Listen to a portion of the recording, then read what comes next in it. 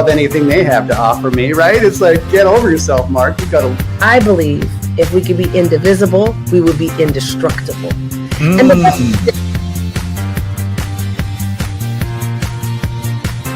Hi, after this, I don't mean to ask you to put you on the spot to say, tell us what's going to happen in the future, but tell us what's going to happen in the future. Good.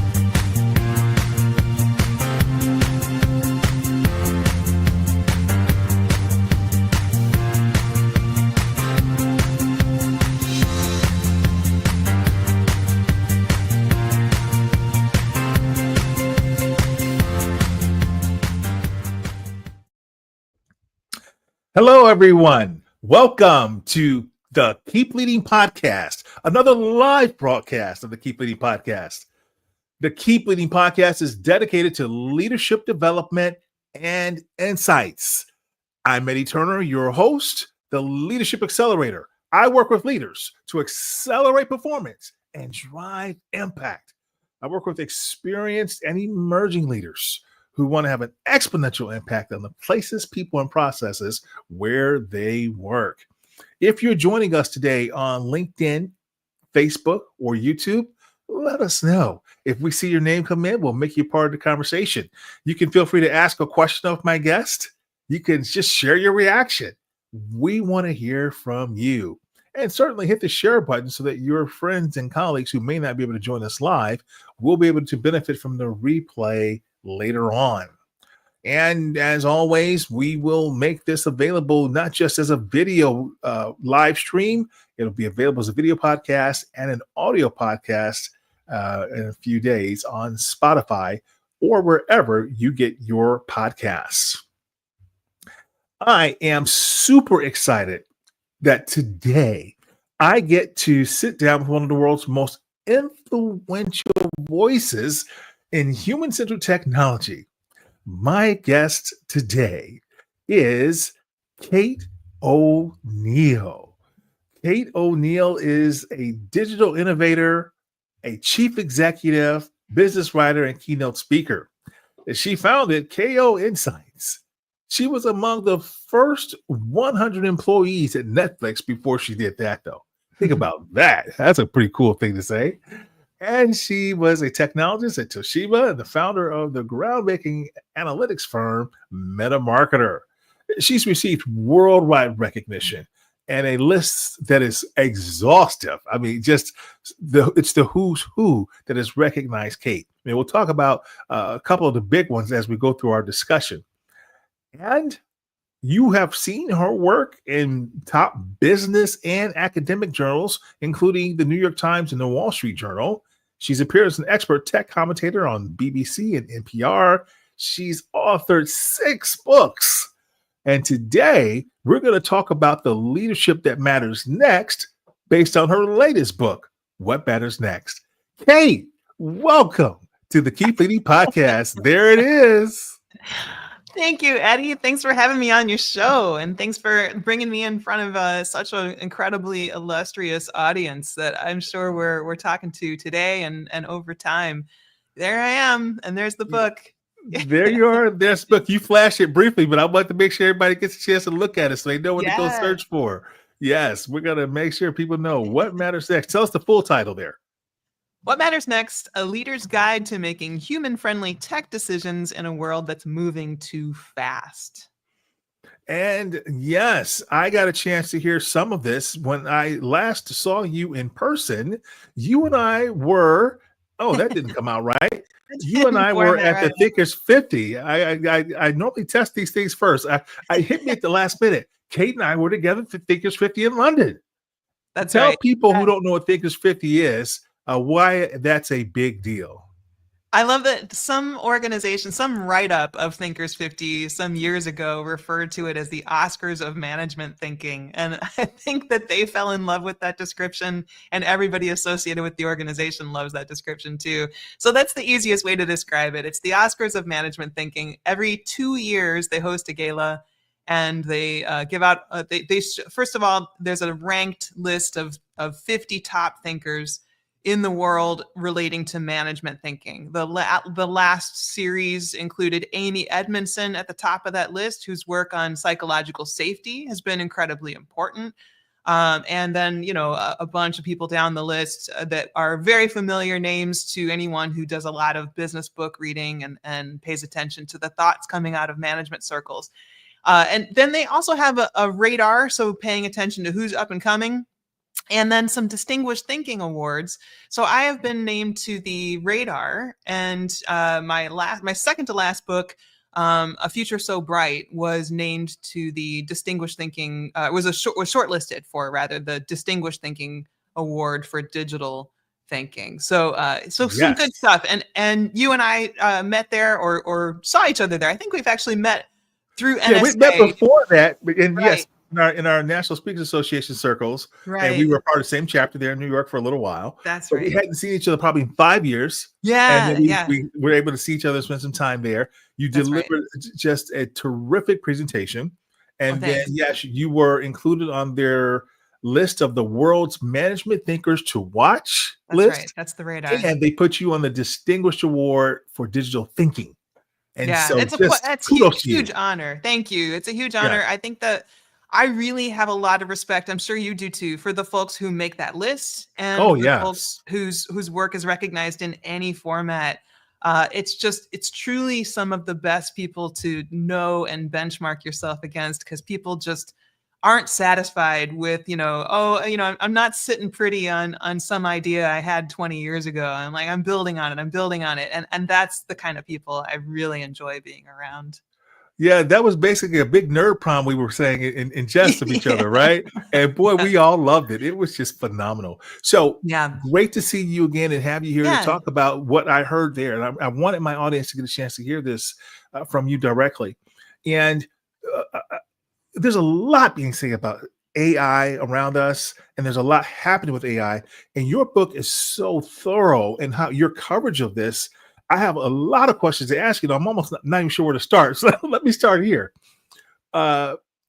You're a big advocate of humanizing technology. And there was a big brouhaha last week when the CEO of Claude AI, when he brought up the fact of what happens with technology, and that there's a bloodbath coming in the world because of AI, what's going to happen to white collar jobs, and that, by the way, it might even expose some inappropriate behavior. What's your reaction to that? Well, I think he's obviously someone who's very much on the inside of what's going on in the AI space. He isn't necessarily, and I think this is true for many of the CEOs and leaders in Silicon Valley, and Silicon Valley geographically, as well as Silicon Valley sort of as a metonym for the big tech industry. Those leaders don't necessarily tend to stay as plugged into the leadership and decision making that happens in other industries kind of across the board. And I think there's some truth to the reality of displacement from automation, and particularly intelligent automation. We've certainly seen, robotic manufacturing, in decades past displace jobs. But what they also did is made it safer for human workers. Some of those jobs that were replaced or displaced by automated robotic arms actually made the workplace a safer place for humans. We aren't necessarily in a place where we can say that about AI taking away like newsroom jobs, for example. But those, I would say, there's another facet to this consideration, which is that some of what's happening isn't the fault of the AI. It's the fault of management who's not thinking far enough down the road. So we see some examples. Newsrooms are a good place to look to start, where two rash decisions have been made when new models of AI come about. Large language models, famously ChatGPT in November 2022. But even since then, every kind of unfolding of the new emerging frontier models has kind of caught leadership attention, management attention, and then many times you'll see overcorrecting, overreacting, kind of jumping the gun, so to speak, on firing whole swaths of editors or whole swaths of writers, and then Yes. having really embarrassing misprints when something like an ChatGPT generates a misleading description of what the debt ceiling is or something like that, and then CNET runs it and they have to print a retraction and they're like, well, maybe we jumped the gun a little bit here. And I think that's where it behooves us to think as leaders and as managers, to think about not just what the technology affords us, but what we really need to be thinking about over time. Maybe we could actually cut some jobs and use ChatGPT or other tools to streamline our efficiency now, but that actually doesn't necessarily play out so well over the many cycles of evolution that our business needs to go through. And there's a process here, and I describe it in my book, that has to do with thinking about these things on a longer time horizon. Mhm. And I talk about it as the now-next continuum. And on the now-next continuum, I talk about the harms of action and the harms of inaction. And the harms of action are invoked when we move too fast for knowing what the consequences of that action are likely to be.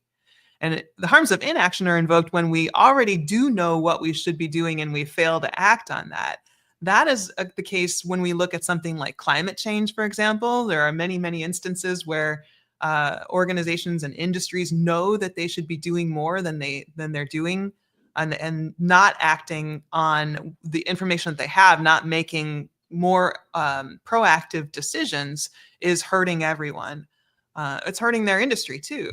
It's causing the Indeed. lack of trust. But the harms of action are ones that we often see as it relates to technology, where people move too quickly, try to implement what they think are innovative solutions, but these innovative solutions haven't been thought about in a human-centric context. They haven't been thought about as it relates to the whole ecosystem of that industry or of that business as it relates to its marketplace. And so those are Yes. considerations that I want the organizations to think about. Yeah, and you described this tension between future Mm. and preservation in your book, and in a number of ways. And as I thought about what kind of happened in the 2008 world, where you had this evolution of this company called Uber, and Yeah. people were saying, "Well, hey, this is great technology, this is wonderful," but then others were saying, "No, wait a minute, this is a threat to our industry. So let's put some legislation in place and let's get these people out of here."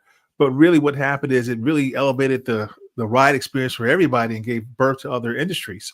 And so you talk about it in terms of you define it as whack-a-mole legislation, where sometimes people try to use legislation to constrict the growth of AI, the growth of new technologies. Give us your thoughts how you describe it in your book and the implications this has specifically on AI.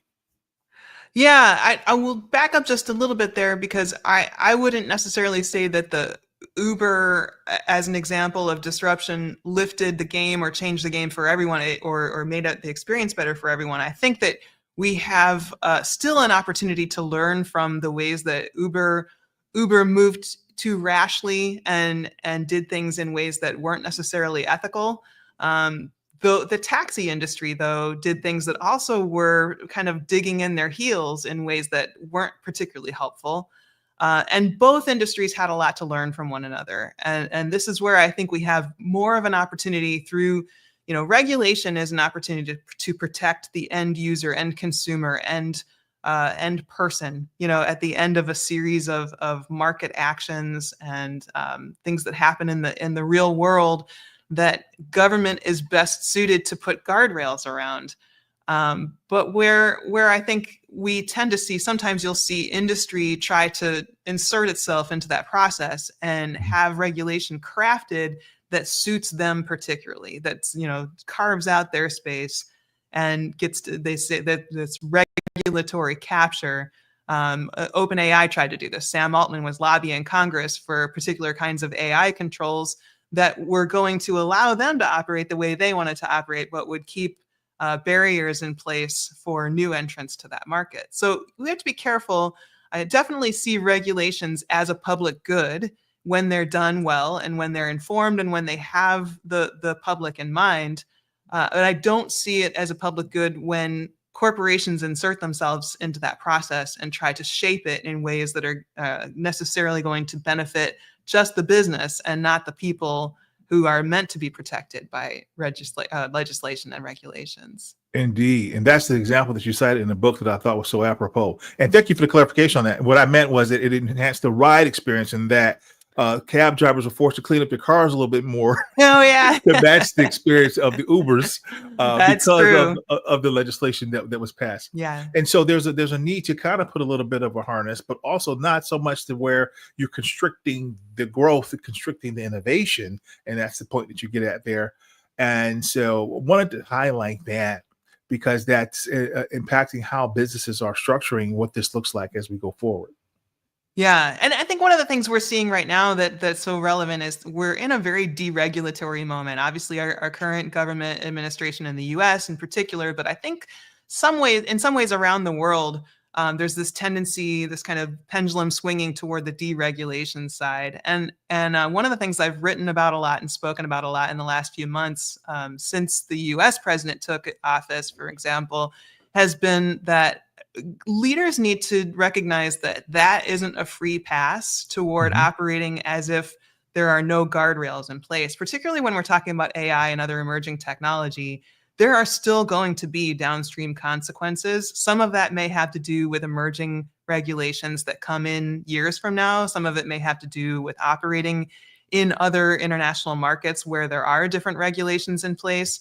But some of it may just have to do with the fallout of public trust. If you overstep what people understand to be the right way to handle data and the right way to handle, kind of privacy and other types of things like that. So even when there is a deregulatory environment like we're in right now, I think leaders need to recognize what that does is actually shifts the responsibility onto the shoulders of CEOs and boards of directors and other leaders to think ahead and put their own guardrails in place, make sure that they're thinking in a responsible way about the future and about how they actually build and deploy their technology solutions so that they're future ready.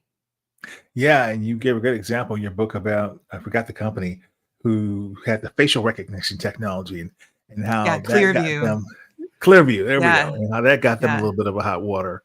But yeah, it's that balance, how do we, give people what they need in the future? And part of us having technological advancements means, in some ways, we have this sacrificing of somewhat of trust in some areas. But now, how does organizations? I just want to jump in quickly on that, because if you pay attention to like the Edelman Trust Barometer, you know that the last 4 or 5 years, it's been corporations as all of the entities that they survey, corporations, government, media, and NGOs, I think, are the types of entities they survey. And corporations hold the highest level of public trust out of all those entities. And if you think about that as a CEO or as a leader inside of a corporation, as many of our listeners, I assume, are, there is an incredible opportunity inherent in that if you are the entity the public looks to with trust, you have the opportunity to shape the discourse, to move things forward in ways that are aligned with human outcomes, and really establish yourselves as the people who are thinking ahead and developing innovative solutions that are very aligned with where humans want to be. So say that again, the Edelman Trust Barometer? Yeah, the Edelman Trust Barometer. Excellent. If you're not familiar, folks who are listening aren't familiar, EDELMAN is the name of the PR agency. They run a survey every year, and they study trust, and they look across these different types of entities. And for these last 4 or 5 years or so, out of the types of entities, the type of entity that the public most trusts are corporations. It's not government, not media, and so on. And yeah, it is, right? And I think that's just been such an incredible opportunity for corporate leaders to really own that leadership space and really say, look, okay, if we're the ones people are looking to with trust and saying, we trust what you have to say about, what the emerging topics are. We trust what you have to say and what you're offering into this whole marketplace of ideas. That's an incredibly important place to be. And when we think about that relative to the deregulatory moment we're in, relative to the striking down of lots of DEI legislation and recommendations, relative to all these different things, it's such a moment for leaders to step into an ethical, moral, responsible leadership kind of role and really set the stage for what should be happening in the public discourse. That's a powerful statistic, and I really appreciate you sharing that and bringing that resource to light for Yeah, us, Kate. absolutely, Wonderful. Eddie. Well, I'm going to pause right now in the midst of this conversation that I'm having with Kate O'Neill, Tech Humanist, the CEO of KO Insights, to acknowledge the sponsor of the Keep Leading podcast. If a single employee's indecision can cost an organization $10,000 to $1 million, imagine the potential financial impact when more individuals are added to this indecision equation. It can spiral out of control quickly. What's the solution? Decision X. It's a bespoke on-demand service designed to help your leaders overcome indecision and move forward with their work. Visit Papillon MDC and discover how you can help your team get unstuck, shift perspective, and advance today. PAPILLON MDC.ca. And the Keep Leading podcast is part of the C-Suite Radio Network. Together, we're turning up the volume on business. Visit csuiteradio.com. And in addition to being able to get the video podcast, you can get the audio podcast there and anywhere you download your podcasts. So I'm enjoying my conversation with Kate O'Neill, and we're discussing her latest book, What's Next? What matters next? Sorry, what matters next? And we're talking about the leadership that matters next. If I can get my screens right. Sorry, there we go. What matters next? Making human-friendly tech decisions in a world that's moving too fast. So, Kate, what are the questions that I had for you is when it comes to integrating AI in an organization, which all leaders are trying to do right now. How can leaders integrate AI while preserving human agency and creativity? Yeah, I think it's really not an overstatement or exaggeration to say that we're really living through the greatest leadership challenge of our time. And leaders who are leading companies that are increasingly becoming tech companies that maybe weren't tech companies before, they're having to make decisions about technology that's moving faster than human wisdom. So that is the problem that we face right now.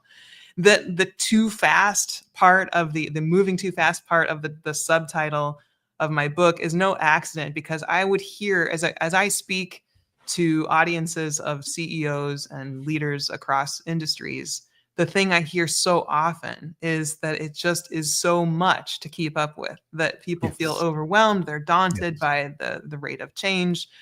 And AI is one of the big drivers of that rate of change. So one of the things I encourage people to do is to think in a human-centric way about their organization. And the way that you can think in a human-centric way is to think about human values and human contribution. And one of the most key human experiences is that of meaning and purpose. Now, I know we talk a lot about purpose as it relates to business strategy. It's been a very common topic these last few years. But I think that the common discourse, the way we often talk about purpose, sounds a little esoteric, a little flighty, a little soft and fuzzy. But the way I mean purpose is as organizational strategy. I actually mean it's part of the origin story of the business. It's part of the foundational operating model of the business. It's really about that sort of 3 to 5 word, very crisp distillation of what the company exists to do and is trying to do at scale. And the clearer an organization can get on that, the clearer it is, the easier it is for everybody within the organization to be aligned in the work that they do, and for technology to be deployed that actually accelerates that organizational perspective in ways that would be impossible without that clarity. So what we're looking for is strategic clarity, and we want that to be a clear articulation. Having done that, then we can begin to look at technology as disruption, as transformation, as innovation, but we definitely want to be thinking about that across all the human stakeholders in our ecosystem before we ever start thinking about, ooh, that's a shiny thing. Let's Right. see how that shiny thing fits into our business right now. Because that is one of the That's why you big, say move fast, but don't break yes. humanity.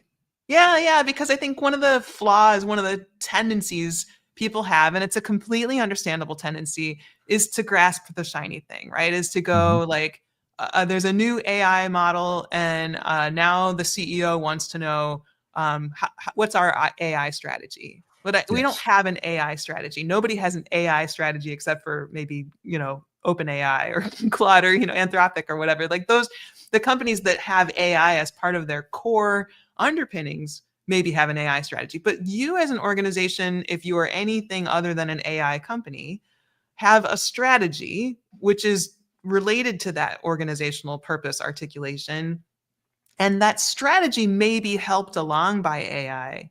So I think that's the important work, is really getting the discipline of moving the technology out of the driver's seat and having it be something that's actually helping you deliver on what it is you're trying to deliver in the first place. Well said. And I just have to ask you, what is Kate O'Neill's favorite AI tool? I use Notion a lot for my team, and I all collaborate in Notion. If you're familiar with Notion, it's like a wiki sort of knowledge system. I used to use Evernote all the time, and I transitioned to Notion to be able to collaborate with my team. And Notion has an API connection to ChatGPT.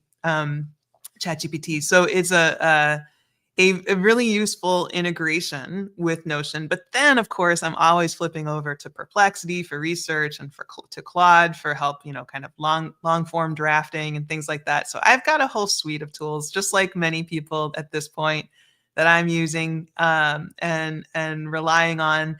But these tools I think it's really important to own that publicly, that I think these tools are not the enemy in and of themselves. I think what we see as AI slop that gets published out there, that, the kind of stuff that everyone recoils from and loves to hate, that stuff is the process of not letting yourself be in the driver's seat, right? If you are allowing, I always say, we can't allow machines to make meaning. We have to be the ones who make meaning ourselves.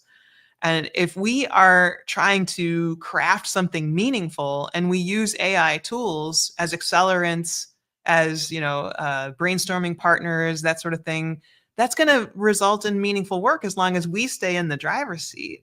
I think it's the moment when we say, draft a blog post about leadership, and then we just take whatever slop comes out of ChatGPT and post it to our blog or whatever. That's when you start like really handing over the keys, and that is not valuable for anybody. So what about you, Eddie? What's your favorite AI tool? I like the ones you mentioned.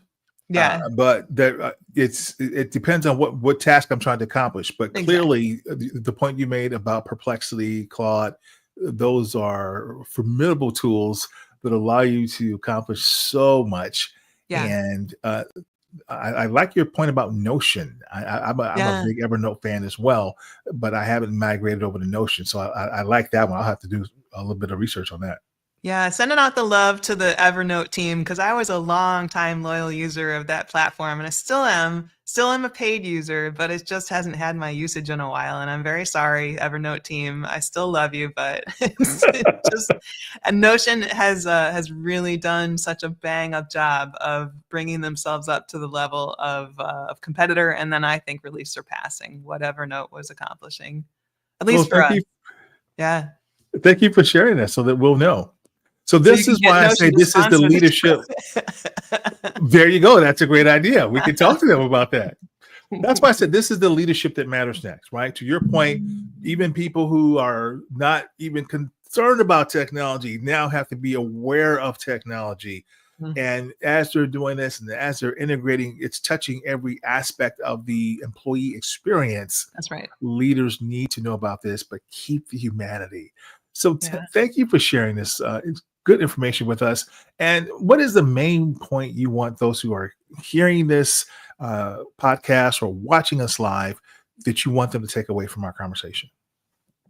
I think it's a couple of things that this whole leaders don't need to be tech experts, but they do need to be using human-centered decisions when they make tech decisions. They do need to be human-centered as they make tech decisions. And I think that's going to be increasingly true. The more we find tech accelerating us and moving things in faster and faster ways, the more we need to be intentional and aligned with meaning and purpose in our leadership through technology and beyond.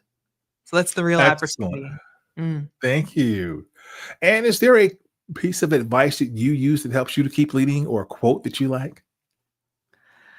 I think one of the things that I have a lot of quotes that I rely on, but one distillation of this discussion that may be useful for folks is to just remember that every technology decision is really a values decision in disguise. And that might help for your next round of decisions that you have with your executive team, your board, your peers, however. Bring the values up, be overt and explicit about them, and make sure that you're having that conversation, because somewhere or other, someone is encoding values into your technology. So you might as well do it explicitly. And I think that's going to make much better results for your organization. Every technology decision is a values decision. That's right. Powerful. Thank you, Kate. Well, folks, I want you to go out and visit koinsights.com to learn more about Kate's work. Kate is just phenomenal, as I mentioned at the beginning, and hopefully the last 30 minutes have given you a chance to see why. Kate, thank you for helping us to understand what matters next. Thank you, Eddie. I appreciate it. It's been a joy to be on your show. Thank you. And thank you for listening. That concludes this episode of the Keep Leading podcast, everyone. I'm Eddie Turner, reminding you that leadership is not about our position. It's not about our authority. Leadership is an activity. It's action. It's not about, leadership is not a garment that we put on or take off. We must be a leader at our core and allow it to emanate in all that we do. So whatever you're doing, always keep leading.